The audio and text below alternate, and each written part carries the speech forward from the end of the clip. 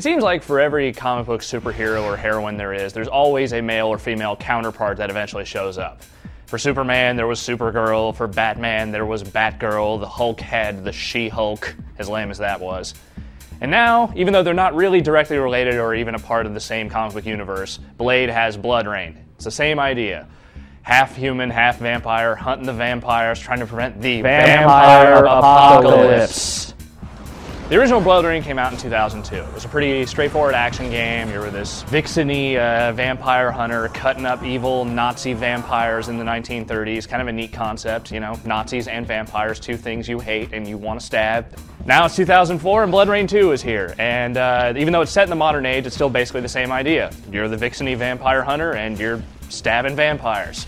When we last left, she had just taken it to her father, the evil vampire Kagan. Now it's 70 years later, it's modern times, and she's on the hunt for all her many siblings. See, her dad was kind of like a Rolling Stone type, went around, fathered a whole bunch of pure-breed and half-breed vampires, which sort of formed this like cult-like thing, the Cult of Kagan. Rain soon learns that basically all the siblings are kind of getting together in one spot and are plotting to sort of create a vampire apocalypse by creating this sort of substance called the Shroud.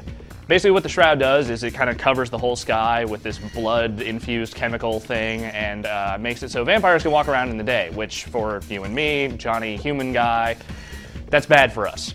So obviously Rain is out to save the day, save humanity, kill all the vampires and what have you. The main thing about BloodRayne's gameplay is that it is pretty much style over substance, though it's not a totally shallow game by any means. Basically, Rain has these two blades that are kind of attached to her arms, which she can use to just sort of like cut people up, and she's got these wicked kicks with these spiked boots that, you know, will equally shank people, and you can kind of put both the blade attacks and kick attacks into various forms of combos. She also has this chain she can use for sort of like a projectile attack, which she can use to fling enemies every which way. And then she has blood-powered guns. Wait, let's say that one more time. Let's milk it, shall we? Blood-powered guns. They're called the Carpathian Dragons, and they basically feed on blood to fire, and, you know, it's work like any other gun otherwise. When you run out of ammo, if you start firing the guns, it starts draining Rain's health ability. Thankfully, there are all sorts of bad guys who are willing to donate to the cause. Basically, Rain's other primary attack is a feed ability, where basically any vulnerable enemy can be fed upon. So by pressing the button at the right time, you'll jump in and just start go straight for the jugular and start drinking that fool's blood.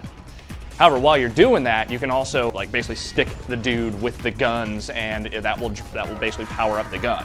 Once you're done with your blood donor, basically you can just kind of throw them away, or you can use one of 12 different execution moves, which are appropriately gory, shall we say. You can just kind of stab them in the stomach, you can behead them, or you can just pick them up and start spinning them around and just slice them up. There's all sorts of horrible, gory things you can do to bad guys, and it's all pretty hysterical. Fortunately, this isn't the only way you can kill people in the game. Rain has a whole host of other abilities and sort of context-sensitive actions she can use to kind of just sort of take care of all the random bad guys throughout each level. For instance, one of her abilities is she can kind of slide down rails and pipes and things that kind of move at a downward angle. And while she's doing that, she can stick her blades out and just sort of cut these dudes as she's going down. She can also use her chain attack to basically fling enemies into various level-specific sharp objects somewhere. Flinging the enemy into that will just stab them. The remainder of Rain's abilities are actually a little too overpowered for the modicum of challenge that the game presents you with. Rain also has this little meter that sort of goes below her life meter that sort of monitors her blood power moves. Some of these include just a blood fury move that it makes her blades much more powerful and makes her practically invincible for as long as the bar has anything in it, period. There's also a bullet time effect. There's an aural vision thing that kind of lets her see enemies around corners and where hidden entrances are and things like that. The thing about this is that it just makes the game super easy with these abilities, because pretty much none of the grunt enemies can stand up to Rain as it is, even just without any of these abilities. And as soon as you turn on the Blood Fury, it's over, period. They can't attack you, they can't do anything, and the fact that your meter just basically goes up every time you shank someone, it's too easy. BloodRayne 2 also has some polish issues, namely it's kind of buggy. There's some animation problems where animations will just kind of glitch out and say a guy's on the ground, then suddenly he'll be standing immediately back up with no transition in between. There's clipping problems, both Rain and other characters will kind of clip through doors and walls and stuff like that. We actually got stuck in a part of the level once after getting blown back by an explosion, and we couldn't get out, so we had to restart the entire level after that. Apart from the animation glitches and clipping problems, the game looks very good, though. I would go as far as saying it looks pretty great. The models all look pretty cool. You know, they're a little derivative of standard comic book action fare, but for the most part, you know, they're neatly designed and they all kind of have their own neat aesthetics to them. The environments are all pretty nice. They kind of have the sort of urban gothic feel that the game seems to be going for, and they're all pretty much destructible all around. You can just kind of break everything in a level, and that's pretty cool. There's some frame rate problems on both versions of the game. For the most part, the voice acting is pretty good in the game. Rayne has plenty of clever little quips she'll throw at the enemies right before she stabs them horribly. The end result of BloodRayne 2 is a very stylish but not necessarily a great action game. It's fun. There's a lot of cool stuff you can do, like with just the various kill attacks and the context-sensitive stuff, and just, you know, all the neat, stylish moves that Rayne has at her disposal. And it's a pretty good story to boot.